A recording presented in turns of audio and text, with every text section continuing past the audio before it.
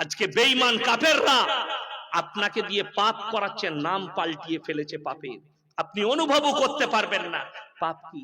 আজকে ছেলেরা তো এরা বলছে মডেলিং এর যুগ, এ মৌলবীরা কি জানে, ছোট ছোট আমাদের মায়েরা বোনেরা আমাদের সন্তানরা ছোট পোশাক পরছে আর বলছে এটা মডেলিং এর যুগ। আমাদের বাপের বয়সী যিনারা আছেন তিনারা ভালো বুঝবেন, এমন একটা যুগ গেছে অভাবে মানুষ ছিঁড়া কাপড় পরেছে, অভাবে। আর এখনকার কিছু হারাম করবে বেরিয়েছে, এরা স্বভাবে ছিঁড়া কাপড় পরছে।